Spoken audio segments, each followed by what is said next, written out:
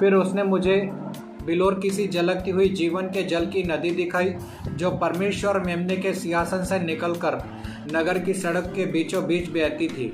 नदी के इस पार और उस पार जीवन का वृक्ष था और उसमें 12 प्रकार के फल लगते थे और वह हर महीने फलता था।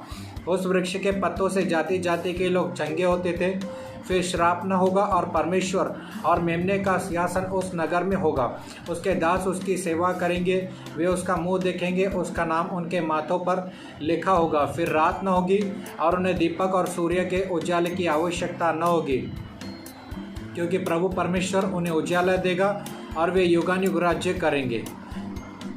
फिर उसने मुझसे कहा, ये बातें विश्वास के योग्य और सत्य है।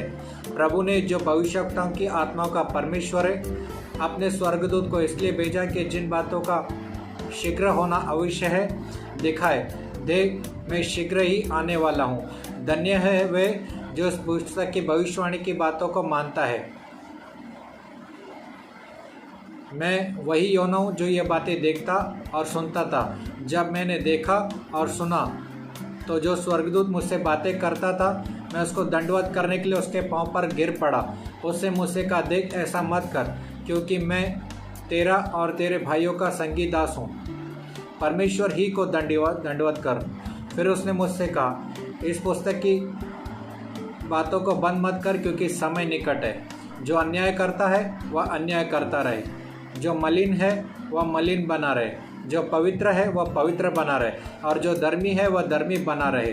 देख, मैं शीघ्र ही आने वाला हूँ और हर एक के कामों के अनुसार बदला देने के लिए प्रतिफल मेरे पास है। मैं अल्फा और ओमेगा, प्रथम और अंतिम, आदि और अंत हूँ। धन्य है वे जो अपने वस्त्र धो लेते हैं, क्योंकि उन्हें जीवन के वृक्ष के पास आने का अधिकार मिलेगा और वे फाटकों से होकर नगर में प्रवेश करेंगे। परंतु कुत्ते और टोने और हत्यारे और व्यभिचारी और मूर्ति पूजक और झूठ का चाहने वाला और गढ़ने वाला बाहर रहेगा। मुझे यीशु ने अपने स्वर्गदूत को इसलिए भेजा कि तुम्हारे आगे कलीसियाओं के विषय में उन बातों की गवाही दे। मैं दाऊद का मूल और वंश और भोर का चमकता हुआ तारा हूँ। आत्मा और दुल्हन दोनों कहती है, आ। सुनने वाले भी कहे, आ। जो कोई प्यासा हो वह आए और जीवन का जल सेत में पिए।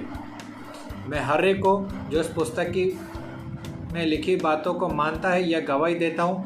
यदि कोई मनुष्य इस पुस्तक में लिखी बातों में कुछ बढ़ाए तो परमेश्वर उस विपत्ति को जिसका वर्णन इसमें है उस पर बढ़ाएगा।